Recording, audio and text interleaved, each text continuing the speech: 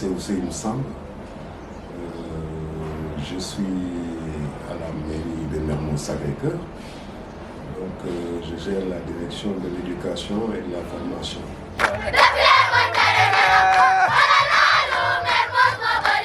Donc, la direction de l'éducation, comme vous le savez, est la cheville ouvrière de la commission éducation et formation. Donc, c'est la commission qui définit la politique éducative de la commune.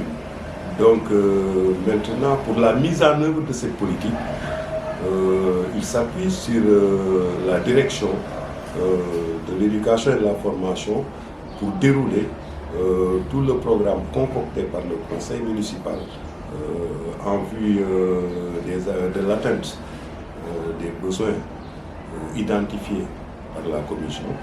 Et cela en direction pour la grande majorité des écoles qui sont sur le territoire communal. Et comme nous le confère l'acte 3 de la décentralisation, nous avons en charge les écoles publiques élémentaires. Et donc, c'est la commune qui doit, dans ces écoles-là, intervenir par rapport à certains nombre de choses. Comme donc j'ai l'habitude de le dire, l'école est une compétence transférée, c'est vrai, mais on a l'habitude de dire que c'est plutôt une compétence partagée entre la commune, la communauté et l'État.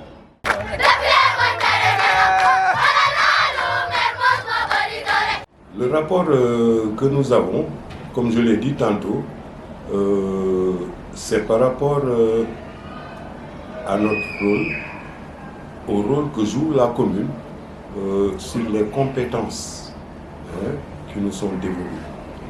Aujourd'hui, par exemple, on dit qu'au niveau des écoles, que les inscriptions ne sont plus permises. Donc, les élèves n'ont pas obligation de s'inscrire dans les écoles.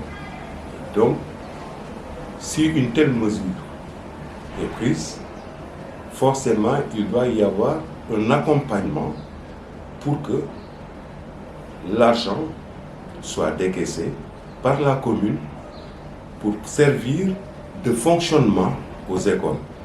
Donc, de ce fait, au niveau de Mermoz-Sacré-Cœur, toutes les écoles, les 5 écoles qui sont là, sur le périmètre communal, chaque année, le maire débloque 2 millions par école pour payer l'électricité, l'eau et les dépenses courantes.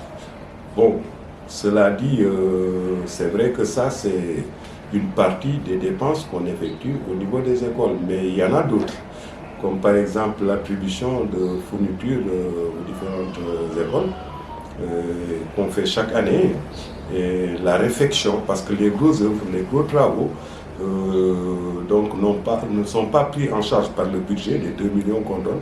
Donc chaque année, il y a un fonds spécial qui est réservé et on demande au directeur d'établissement d'identifier les besoins. Alors on fait un arbitrage par rapport au portefeuille qu'on détient pour intervenir dans les écoles sur les gros travaux.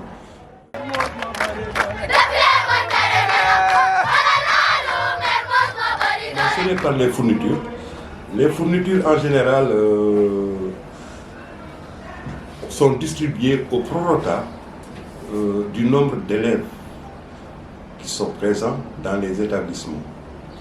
Vous comprendrez aisément que donc, un établissement, par exemple, je vais citer les 2 établissements qui ont 12 classes, et plus de 12 classes je dois dire, et qui ont un effectif beaucoup plus important que les autres, c'est-à-dire l'école Mass 2 et l'école Souleymane Wade,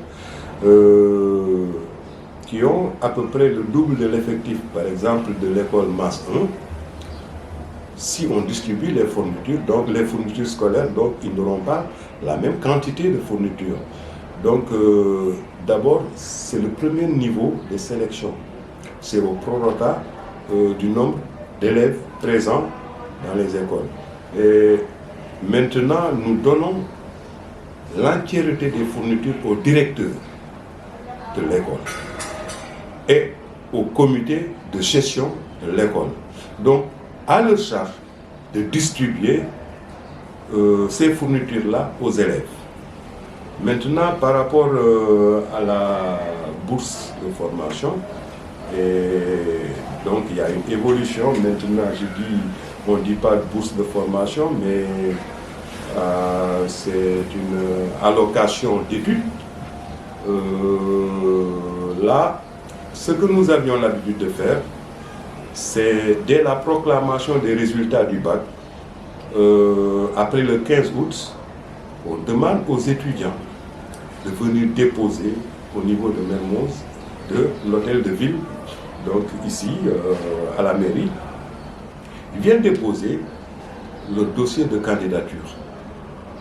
Et c'est après les dépôts que la commission se réunit pour identifier les dépôts, regarder exactement, parce qu'il y a un certain nombre de papiers qu'on demande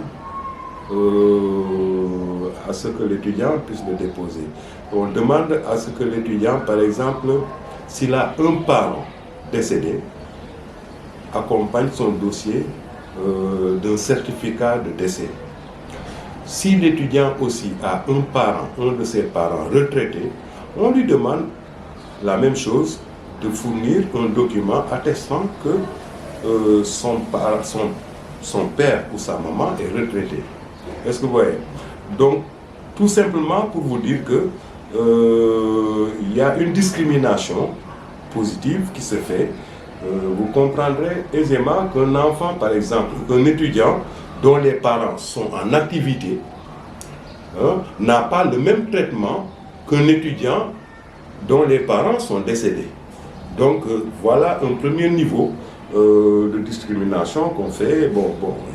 L'autre chose aussi que je dois dire par rapport à l'attribution des bourses, il faut dire que les bourses sont exclusivement, je dis bien exclusivement, réservées aux étudiants de Mermoz Sacré-Cœur. Aux étudiants de Mermoz Sacré-Cœur, je répète.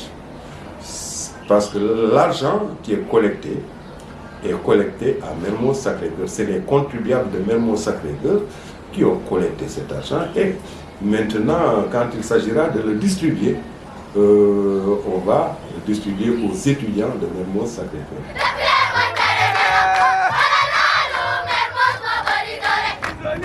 Il y a une interconnexion. Il y a une interconnexion entre les commissions qui fait, par exemple, aujourd'hui, s'il y a un camp de vacances,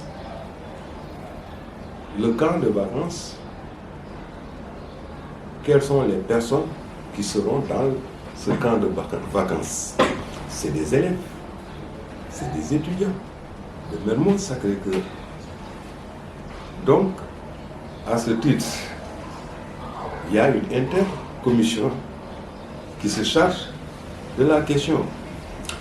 Il y a art, culture et loisirs, jeunesse qui est là, et éducation aussi qui est là. On est d'accord? Donc, les activités, par exemple, les colonies de vacances, par exemple, je cite ça, parce qu'on l'organise ici à Mermoz Sacré-Cœur.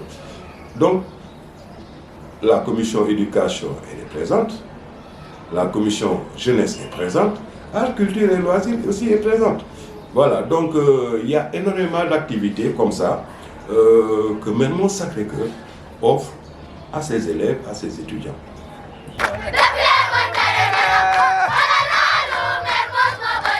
L'appréciation que je fais du niveau des élèves, je crois qu'elle est bonne.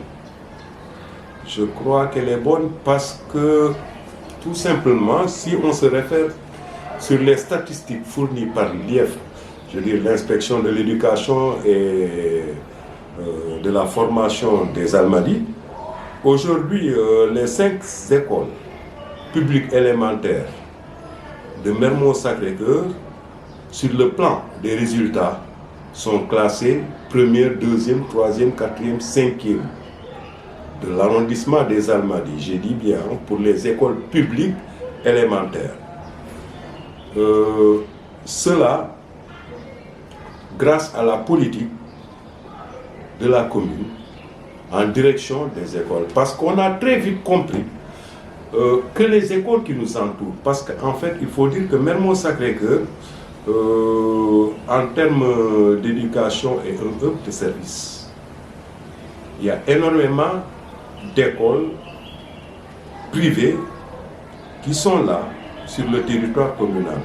Donc aujourd'hui, cela crée une certaine émulsion entre les écoles publiques et les écoles privées.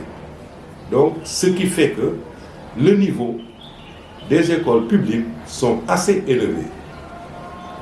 Cela aussi est dû, comme je l'ai dit tantôt, à la politique que la commune de Mermoz fait en direction des écoles, en ce sens que nous avons très vite compris qu'il faudrait qu'on agisse sur l'environnement scolaire. Car l'environnement scolaire, comme vous le savez, est un intrant pédagogique. Au-delà d'avoir de bons enseignants, au-delà d'avoir un bon curriculum, de donner des fournitures, ainsi de suite, mais il faudrait aussi que l'environnement, le cadre d'expression des élèves soit attrayant.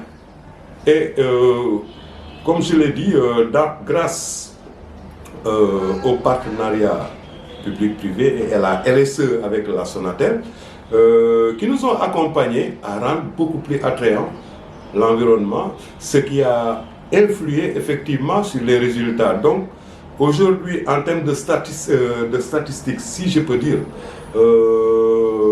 nous parvenons à avoir des résultats de 100% dans nos écoles.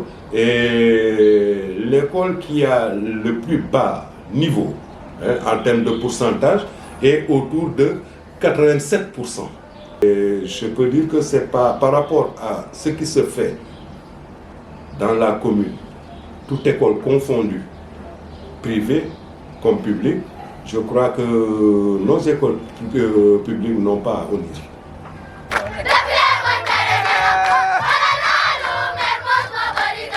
Le mot de la fin, c'est toujours avancer, toujours fixer la barre beaucoup plus haute, parce que, en fait, aujourd'hui, nous, notre challenge, c'est de tout faire pour que les parents qui ont l'habitude d'amener leurs enfants dans les structures publiques puissent reconsidérer leur position et amener leurs enfants dans nos écoles publiques élémentaires. Cela va contribuer quand même à enrichir le panier de la ménagère d'abord et sera quand même arrangerait et la population de Mermoz Sacré-Cœur et aussi le niveau des élèves et étudiants de Mermoz Sacré-Cœur.